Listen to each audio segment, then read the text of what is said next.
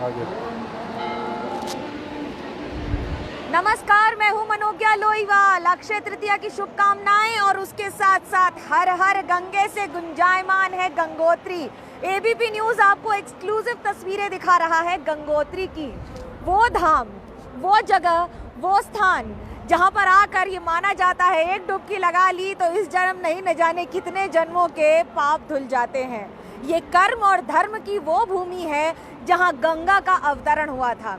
और आज का दिन का महत्व ये है कि आज ही के दिन माँ गंगा का अवतरण हुआ था। भगीरथ ने करीब 5000 वर्षों तक तपस्या के बाद माँ को धरती पर बुलाया था, ये कहकर कि मेरे और मेरे पितरों के जितने भी पाप हैं उनको धोने का एक ही जरिया है, आप में डुबकी लगाकर। जैसे ही माँ का अवतरण हुआ उसके बाद पूरे विश्व की तस्वीर ही बदल गई। और ये वो जगह है गौमुख से 18 किलोमीटर दूर गंगोत्री, और सामने है मंदिर, गंगोत्री का मंदिर। यानी कि आज के दिन माँ की डोली सज धज कर आती है भैरव घाट से। देखिए, ये धर्मों का और हिंदू धर्म का खास तौर से बहुत ही एक सात्विक महत्व रहता है।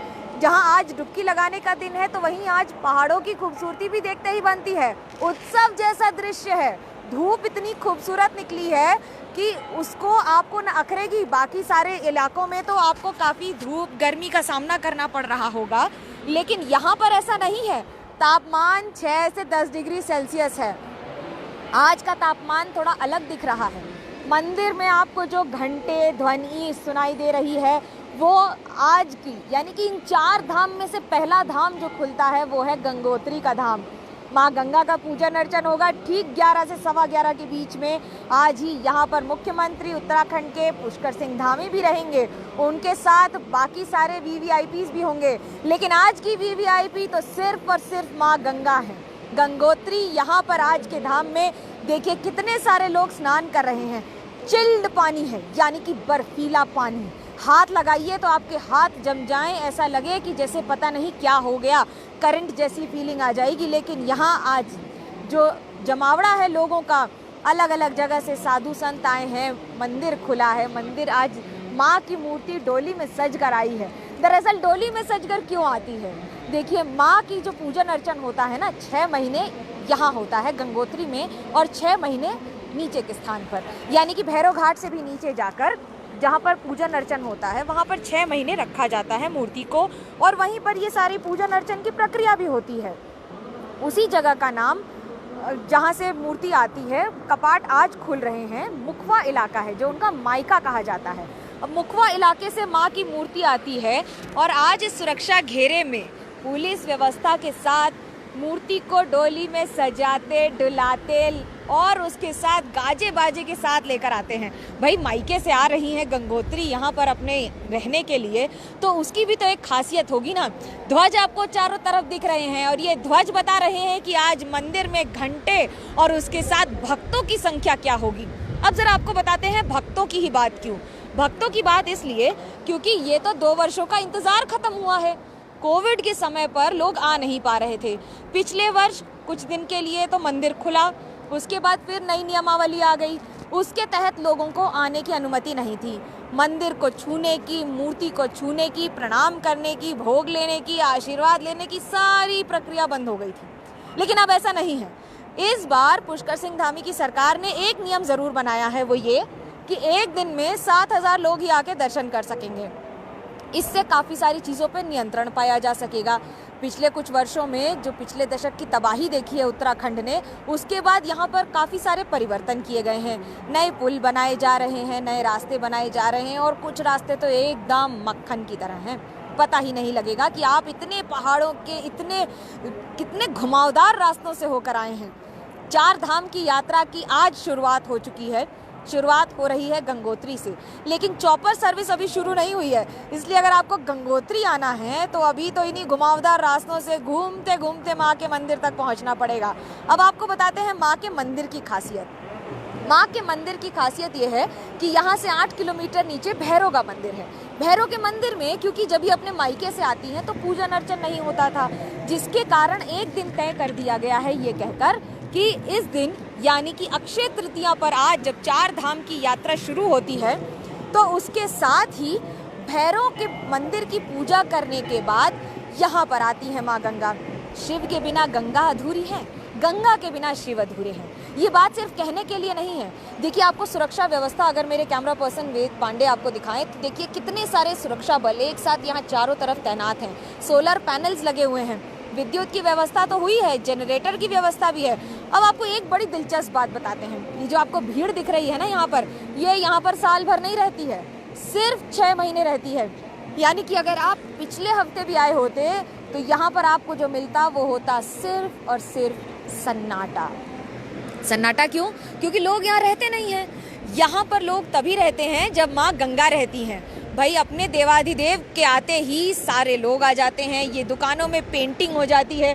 अब मैं आपको ये आश्रम की तस्वीर दिखाऊं जहां हम खड़े हैं, ईश्वाश्वस्य आश्रम, इसकी भी पेंटिंग अभी हाल ही में हुई है। ये पेंटिंग की चमक देखकर आपको समझ में आ जाएगा और ये रंग की चमक देखकर समझ में आ जाएगा। कल तक यहाँ पर पेंटिंग हो रही थी। सिर्फ इस आश्रम में नहीं, ऐसा सभी इलाकों में होता है, मंदिर में भी। क्योंकि इस बार तो कम से कम पिछले वर्ष पूरे वर्ष में ही 30,000 लोग आ पाए थे, वो भी नियमावली के साथ। जब पहाड़ों पर गाड़ी आती है तो राज्य सरकार ने, पुष्करधामी प्रशासन ने कुछ एक नियम बनाए हैं। जैसे कि आपकी गाड़ी का चेकअप होगा, आपकी गाड़ी का एक्सेल से लेकर चेसिस से लेकर ब्रेक से लेकर इन सब की चेकिंग होगी। ऐसा नहीं है कि ये नियम पहले नहीं थे, ये नियम पहले भी थे, लेकिन अब इसलिए और ज़्यादा कड़े कर दिए गए हैं क्योंकि पिछले कुछ वर्षों में जिस तरह से तबाही देखी है इस इलाके ने, गंगोत्री से लेकर नीचे उत्तराखंड के कई इलाकों में, उस त्रासदी के बाद ये नियम कई ज़्यादा कड़े कर दिए गए हैं। पेंटिंग देखिए, आपको अलग अलग चीज़ें दिख जाएंगी उसमें। शिव का स्वरूप, शिव का तांडव स्वरूप, शिव का सौम्य स्वरूप, शिव का रौद्र स्वरूप, और उसके साथ साथ माँ गंगा, माँ पार्वती और सबकी मूर्तियाँ। देखिए, यहाँ पर आपको जो प्रवाह दिख रहा है ना गंगा का, वो अलग है, और आप जब ऋषिकेश पे प्रवाह देखेंगे तो अलग है। किंवदंतियाँ ये कहती हैं, या फिर ऐसी बहुत सारी कहानियाँ हैं जिसके आधार पर ये कहा जाता है कि माँ गंगा जब अवतरित हुई थी तो उनका वेग, उनका तेज इतना ज़्यादा था कि सब कुछ बहा कर ले गई। जब ऐसा हुआ तो फिर से प्रार्थना की भगीरथ ने कि माँ, अगर ऐसा हुआ तो यही तबाह हो जाएंगे, हम आने वाली पीढ़ियों को क्या देंगे। तो ऐसा कहा जाता है कि भगवान ने अपनी जटा में उन्हें बांधा और कहा, थोड़ा सा शांत हो जाओ। यहाँ का प्रवाह आपको अलग दिखेगा गौमुख का, और ऋषिकेश के बाद का प्रवाह अलग दिखेगा। हरिद्वार में गंगा अलग दिखेगी, हुगली में गंगा अलग दिखेगी, कानपुर में अलग दिखेगी, इलाहाबाद में अलग दिखेगी। आप ये सोचिए कि गंगा को माँ क्यों कहा जाता है। आपको कुछ बातें बताते हैं। गंगा को माँ इसलिए कहा जाता है क्योंकि गंगा एकमात्र विश्व की ऐसी नदी है जिसमें जो एलिमेंट्स पाए गए हैं वो अद्भुत हैं। इस पानी को अमृत कई कारणों से कहा जाता है। कितनी सारी नदियां हैं विश्व में, किसी और नदी को अमृत का तो स्तर नहीं दिया गया। उसके सात्विक कारण भी हैं, उसके साइंटिफिक कारण भी हैं, आध्यात्मिक कारण भी हैं, तो वहीं पौराणिक कारण भी हैं। लेकिन इन कारणों के पीछे सबसे महत्वपूर्ण कारण है कि इसके पानी में जो एलिमेंट्स हैं, जो इंग्रेडिएंट्स हैं, जिस चीज़ से ये पानी बना है, उसको जब आप केमिकल फॉर्मूले में जोड़ेंगे, मैं गलत नहीं होना चाहती हूँ लेकिन आपको कुछ डिटेल्स ज़रूर बताऊंगी, ये कि जब इस पानी के केमिकल फॉर्मूले को टेस्ट किया जाता है तो उसमें बहुत सारी ऐसी बातें मिलती हैं। आप ये सोचिए कि कितनी सारी अस्थियाँ प्रवाह की जाती हैं, कितनी सारे शव प्रवाह किए जाते हैं, कितनी सारी गंदगी इसमें सदियों से प्रवाह की गई है, लेकिन पानी गंदा नहीं होता है। आप जब भी पिएंगे उसका स्वाद अद्भुत होता है। पानी मटमैला ज़रूर हो सकता है, अलग अलग रंग का ज़रूर हो सकता है, लेकिन स्वाद उसी तरह अमृत का देगा। एक चुल्लू गंगा को अगर आप पी लेंगे तो कई जन्मों के पाप धुल जाते हैं। आज की तैयारियां किसी उत्सव, किसी दीपावली से कम नहीं है। हर एक घर सजा हुआ है। भीड़ भले ही थोड़ी कम आपको दिख रही हो क्योंकि पहाड़ों में सुबह सुबह एक जगह से दूसरी जगह आना बड़ा चुनौतीपूर्ण होता है। अब मैं आपको वेद पांडे जी की एक बात बताऊंगी, हमारे कैमरा पर्सन की, जो यहाँ पहले भी आए हुए हैं। पहले यहाँ पर पुल अलग तरह हुआ करता था, लकड़ी के पुल हुआ करते थे, लेकिन अब पुल अलग हो गए हैं। चलिए उन्हीं से पूछ लेते हैं कि क्या क्या बदला है। वेद जी, आप ही बता दीजिए जरा। जी, मैं 90 में आया था यहाँ पे, और यहाँ लकड़ी का पुल हुआ करता था। यहाँ से हम चीड़वासा जाते थे और गोमुख जाते थे। 20 किलोमीटर दूरी पे गोमुख है, और उसका अद्भुत आनंद मिलता था जाने का। और वो रास्ते थे, चीड़वासा में हम रहते थे, चीड़वासा में फिर एक दिन स्टे करते थे, वहाँ भोजपत्र में स्टे करने के बाद आगे निकलते थे गोमुख। गोमुख से ग्लेशियर क्रॉस करके हम जाते थे तपोवन हम बेसिक कैंप वहीं लगता था हमारा, और हम शिवलिंग पर्वत मैंने क्लाइंब किया था और मुझे अद्भुत लग रहा है। आज मेरा सौभाग्य है कि मनोज्ञा जी के साथ यहाँ आने का सौभाग्य मुझे मिला, ये मुझे अद्भुत लग रहा है।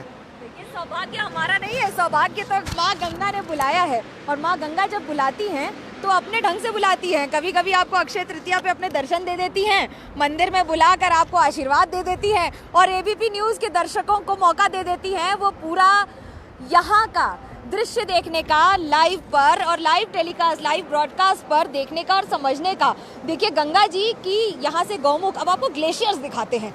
ग्लेशियर्स मतलब बड़े बड़े बर्फ के टुकड़े पहाड़ पर भरे पड़े। ग्लोबल वार्मिंग की एक समस्या, चुनौती ये है कि ये पत्थर, ये पर्वत बहुत ज़्यादा गल रहे हैं।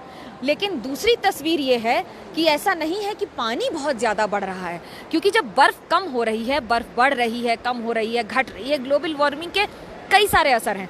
अब कोविड का फ़ायदा ये हुआ है और नुकसान बहुत हुआ है।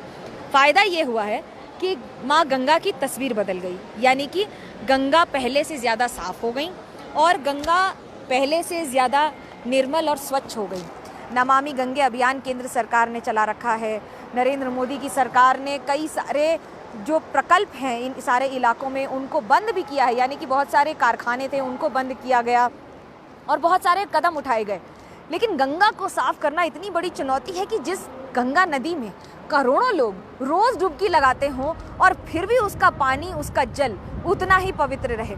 देखिए गंगा का पानी नहीं कहा जाता है, गंगा जल कहा जाता है, और यही आपको बता देगा कि उसकी पवित्रता पर प्रश्न उठाने का सवाल ही नहीं उठता है, क्योंकि गंगा जल है, पीने का पानी होता है, लेकिन गंगा जल कहा जाता है।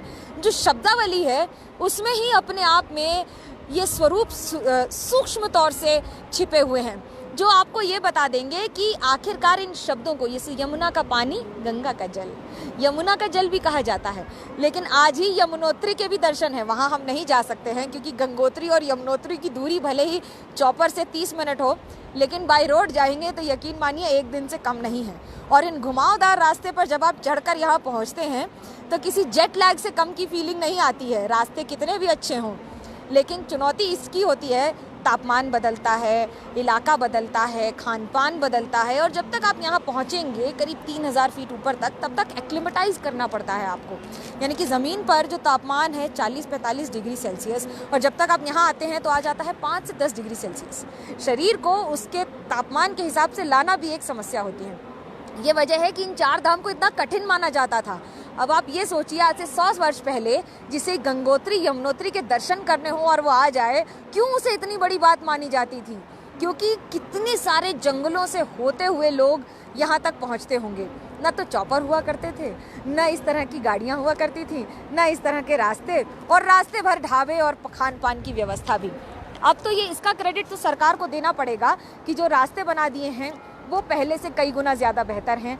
जो लोगों के आने के लिए सुविधाएं कर दी गई हैं, जन सुविधाएं हों या फिर खान पान की सुविधाएं हों, वो पहले से कई गुना ज़्यादा बेहतर हैं। लेकिन आज की मूर्ति, आज की तस्वीर, ये डोली में आई है माँ गंगा, और माँ गंगा आज यहाँ पर आप सबको दर्शन देंगी। एबीपी न्यूज़ पर आप लाइव देख रहे हैं लोगों को नहाते हुए, बच बच के जा रहे हैं लोग। देखिए इतना तेज़ बहाव है कि यदि आपका पैर ज़रा सा फिसला तो आप न जाने कहाँ जाके रुकेंगे। और आगे इन बड़े बड़े पत्थरों को देख लीजिए, ये किसी फिल्मी सीन से कम नहीं होते हैं, लेकिन ये प्राकृतिक दृश्य हैं। और ये दृश्य अपने आप में, इन पहाड़ों की ऊंचाई आप देखिए, इन पहाड़ों की ऊंचाई के बीच में बसा है ये गंगोत्री का मंदिर। माँ के मंदिर को सुरक्षा देने के लिए हमेशा, अब आप ये सोचेंगे कि भाई सबसे ऊपर पहाड़ पर क्यों नहीं है मंदिर? सबसे ऊंचे पहाड़ पर मंदिर नहीं होने के कुछ कारण भी रखे जाते हैं।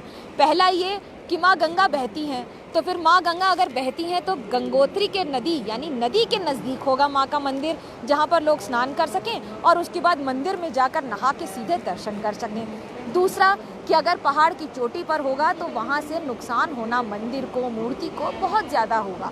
हालांकि नीचे आने के लिए ये जो पत्थरों की, यानी कि बोल्डर जो गिरते हैं ना ऊपर से, उसके लिए देखिए ये रास्ता बना गया है। इसे कहते हैं साइंस का उपयोग, इसे कहते हैं मनुष्य के ज्ञान का उपयोग, जहाँ पर ऊपर से गिरने वाले इन सारे पत्थरों के कटाव के लिए एक डिग्री के हिसाब से स्टडी करके जितने इंजीनियर्स, बीआरओ या फिर बाकी सारी संस्थाएं जो यहाँ पर काम कर रही हैं, उनके साथ यहाँ पर ये पूरी व्यवस्था की गई है।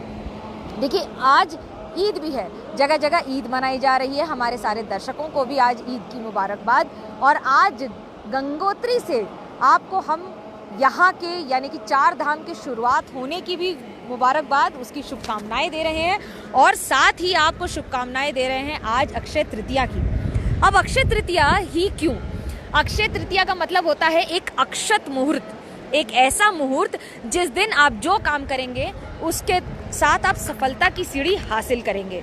अक्षय का यानी कि ब्रह्मा के पुत्र हैं अक्षय कुमार।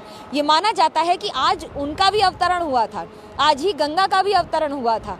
यही वजह है कि आज अक्षय तृतीया है और जब ब्रह्मा के पुत्र का आज जन्म है तो उसके लिए तो कोई भी कार्य अभेद्य नहीं होगा। वो तो रचयिता हैं पूरे विश्व के, हमारे सारे पुराणों में यही लिखा गया है। और जब आप बात करेंगे इस मंदिर की, यहाँ धार्मिक स्थान की, यहाँ की संस्थाओं की जो काम कर रहे हैं, सरकार जो यहाँ पर सुविधाएं देने का प्रयास कर रही है, लोगों को भले ही 7,000 तक सीमित कर दिया हो प्रतिदिन जो इस बार आ सकेंगे, लेकिन उसके साथ बहुत सारे नए नियम, सुविधाएं भी, व्यवस्था भी की गई है। यानी कि पहले यहाँ पर जो लोग नहाते थे उनके यहाँ कपड़े बदलने की सुविधाएं कम थी, अब ज़्यादा हो गई हैं। घाट को और ज़्यादा ऊंचा कर दिया गया है और कुछ ही घाट पे नहाने की व्यवस्था रखी गई है जिससे मॉनिटर किया जा सके। स्पेशल टीम्स हैं, देखिए आपको नीली ड्रेसेस में ये जितनी भी टीम्स यहाँ पे दिखेंगी, ये अलग वॉलंटियर्स हैं या सेवियर्स हैं या फिर जो डाइवर्स होते हैं अलग अलग जगह के, उनको रखा जाता है जो कंट्रोल कर सके यहाँ पर आने जाने वालों को। हर उम्र के व्यक्ति आते हैं और ज़रूरी नहीं है कि सबको स्विमिंग आती हो या अपना बचाव करना आता हो। और यही कारण है कि देखिए अलग अलग घाटों पे आपको जो भीड़ दिखेगी, एक घाट पर नहाने की व्यवस्था नहीं, क्योंकि वहाँ पर बहाव भी ज़्यादा है पानी का। बाकी सब जगह वहाँ से टकरा के जब ये गंगा जल निकलता है गंगोत्री यहाँ गोमुख से गलते हुए तो भी है, और उसके बाद आगे जाकर पहाड़, वो बड़े बड़े पत्थर, और ये सीधा चला जाएगा नीचे।